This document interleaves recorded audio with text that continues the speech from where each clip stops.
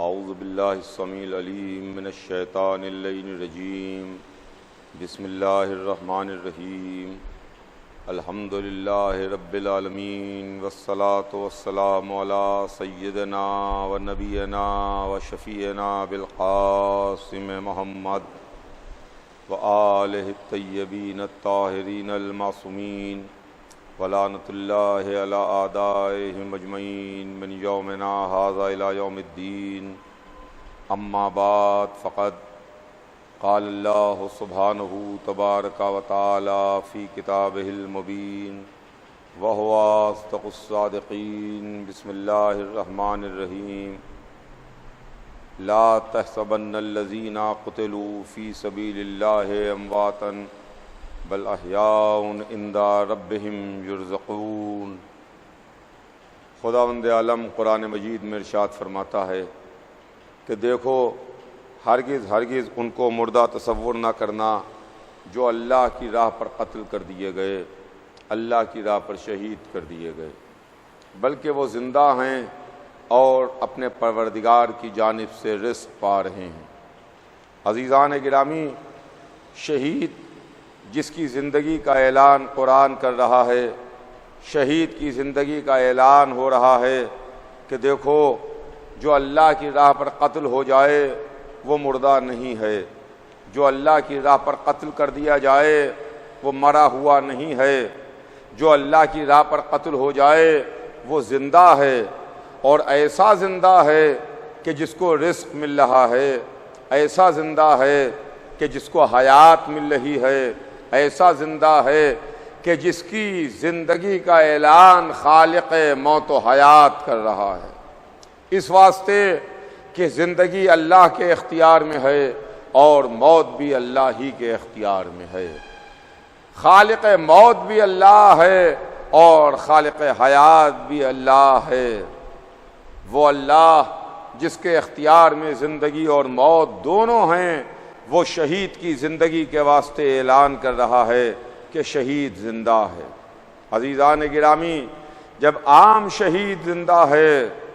جب عام شہید کے متعلق یہ قرآن میں اعلان ہو رہا ہے کہ شہید زندہ ہے، تو وہ جو سید الشہداء ہے، وہ جو سید الشہداء ہے، جس کی قربانی نے، جس کی شہادت نے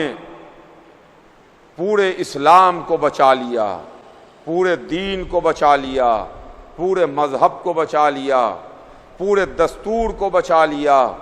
پورے 1,24,000 کی محنتوں کو بچا لیا، وہ حسین ابن علی، جن پر لاکھوں درود اور کروڑوں سلام، جن حسین نے آج سے 1400 برس پہلے وہ قربانی دی، 1400 برس پہلے وہ عظیم قربانی دے دی،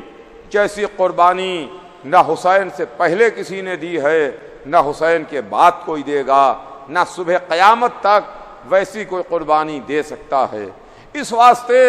کہ آپ پہچانیے تو صحیح کہ حسین ہیں کون، وہ کون ہے کہ جس نے اپنی قربانی دے کے اسلام کو بچایا ہے، کون ہو سکتا ہے؟ وہ وہی ہے جس کی رگوں میں محمد کا خون دوڑ رہا ہے، جس کے واسطے رسول نے فرمایا کہ حسین منی وانا من الحسین، حسین مجھ سے ہے اور میں حسین سے ہوں۔ بے شک یہ قربانی کوئی نہیں دے سکتا تھا اسلام کو بچانے کے واسطے، صرف اور صرف محمد کا نواسہ ہی اپنی قربانی دے سکتا تھا۔ اس لیے کہ اس مرتبے پر کوئی دوسرا فائز نہیں ہو سکتا۔ کیا کوئی تھا حسین کے علاوہ جس کا نانا محمد مصطفیٰ ہو؟ کیا کوئی تھا حسین کے علاوہ جس کی ماں معصومہ عالمیان خاتون جنت فاطمہ زہرا ہوں؟ کیا کوئی تھا ایسا کہ جو ماں اور باپ دونوں کی طرف سے عصمت کا ورثہ رکھے تھا، جس کی ماں بھی معصومہ تھی، باپ بھی معصوم تھا؟ علی بھی معصوم تھے، فاطمہ زہرا بھی معصومہ تھیں۔ کیا کوئی تھا حسین کے علاوہ کہ جس نے حسین کی زبان چوسی تھی؟ کیا کوئی تھا حسین کے علاوہ کہ جس کے واسطے رسول نے سجدے کو طول دیا تھا؟ کیا کوئی تھا حسین کے علاوہ جس کے واسطے رسول روز عید شبیہ ناقہ بن گئے؟ کیا کوئی تھا حسین کے علاوہ جس کو لے کے رسول منبر پر آئے اور اس کا تعارف کروایا کہ پہچانو یہ میرا حسین ہے، جس نے اسے دوست رکھا اس نے مجھے دوست رکھا، اور جس نے اسے دشمن رکھا اس نے مجھے دشمن رکھا؟ عزیزان گرامی، یہ حسین ہیں، یہ محمد کے نواسے، یہ فاطمہ زہرا کی گود کے پالے، ہاں حسین، جنہوں نے 28 رجب سن 60 ہجری کو مدینہ چھوڑا، سرزمین مکہ پر حسین آئے، اس لیے کہ مکہ سرزمین امن ہے، مکہ امن کی جگہ ہے، یہاں کوئی قتل و خون نہیں کر سکتا۔ لیکن جب نگاہ امامت نے دیکھا کہ حاجی آئے ہیں مگر لباس احرام میں خنجر چھپے ہوئے ہیں، تو حسین نے، وارث کعبہ نے، حرمت کعبہ اور تقدس کعبہ کو برقرار رکھتے ہوئے حج کو عمرے سے بدل دیا، اور حسین نے مکہ چھوڑ دیا، اور حسین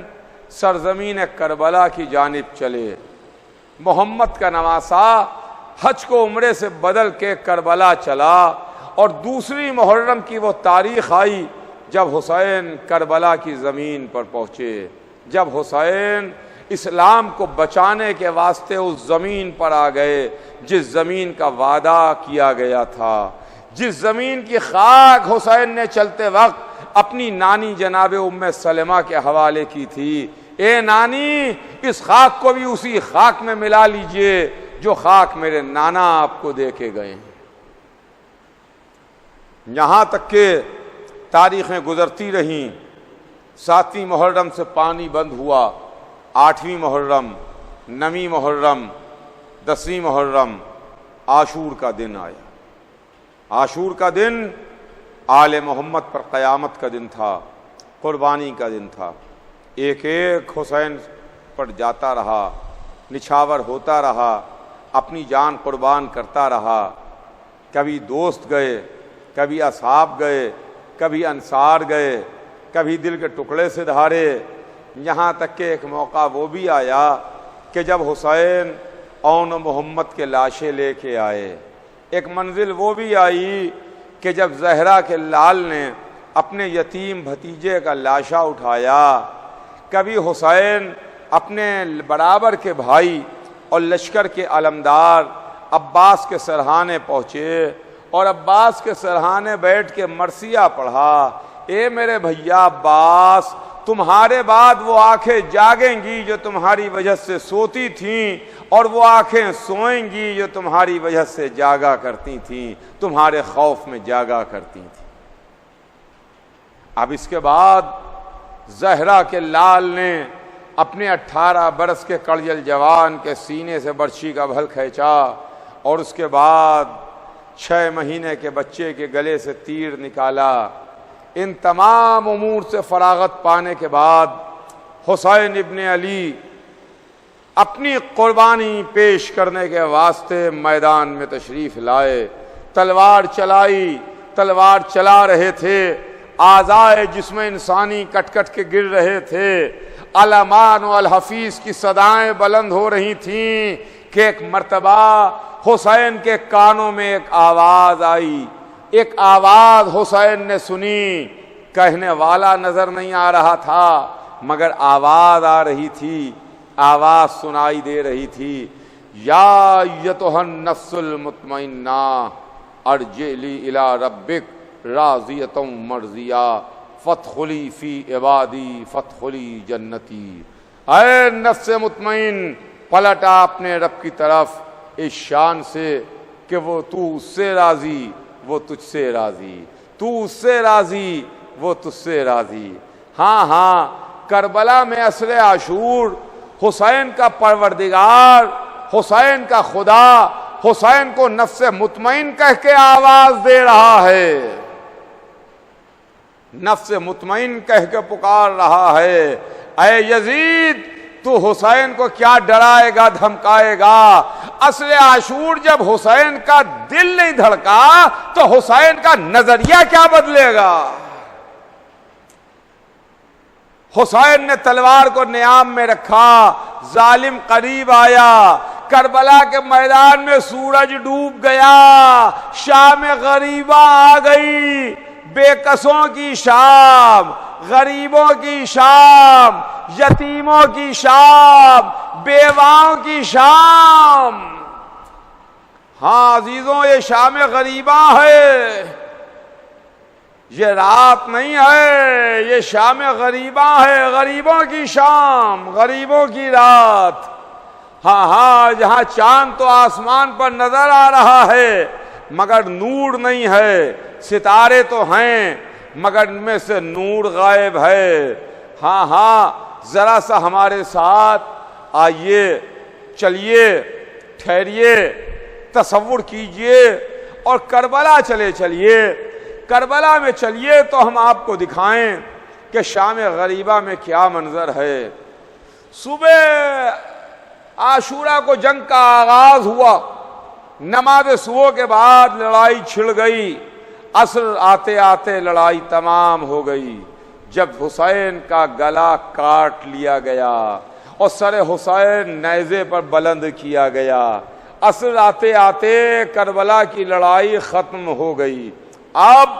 کربلا میں، ریگستان میں، جنگل میں، بیابان میں، یہاں سے وہاں تک کشتے پڑے ہوئے تھے، یہاں سے وہاں تک میتیں پڑی ہوئی ہیں، یہاں سے وہاں تک لاشیں ہی لاشیں نظر آ رہی ہیں،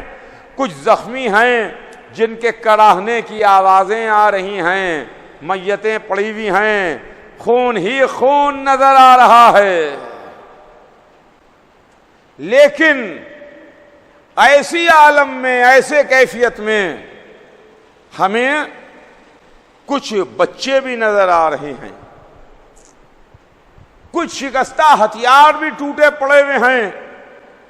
کیا خوب کسی شاعر نے منظر کشی کی ہے، کیا خوب کسی شاعر نے شام غریبہ کا منظر نظم کر کے سنایا ہے۔ شاعر کہتا ہے کہ شکستہ ہتھیار کچھ پڑے ہیں، شکستہ ہتھیار کچھ پڑے ہیں، یہ لوگ شاید یہاں لڑے ہیں، لڑے تو ہوں گے وہ جو بڑے ہیں، نظر تو بچے بھی آ رہے ہیں۔ ہائے شام غریباں، ہائے شام غریباں، جہاں خیمے جلا دیے گئے، قناتوں میں آگ لگا دی گئی، حسین کی شہادت کے بعد فوجیں درانہ خیموں میں آ گئیں، بیمار کا بستر چھینا گیا، زینب کے سر سے چادر چھینی، سیدانیوں کے سروں سے چادریں چھینی گئیں، سکینہ کے کانوں سے گوشوارے چھنے، پشت پر تازیانے لگے، بچی کبھی تڑپ کے اپنے باپ کو آواز دیتی تھی، کبھی تڑپ کے چچا کو پکارتی تھی، ارے میرے چچا، ارے میرے بابا۔ ہاں یہ شام غریبہ ہے عزیزوں، رو لیجئے، رو لیجئے، ماتم کر لیجئے، آنسو بہا لیجئے۔ غریبوں کی شام، شام غریبہ، اور اس شام غریبہ میں، اس شام غریبہ میں جب خیمے جل چکے، عابد بیمار کا بستر کھینچا جا چکا، سیدانیوں کے سروں سے چادریں چھن چکی، وہ مخدرات عصمت و طہارت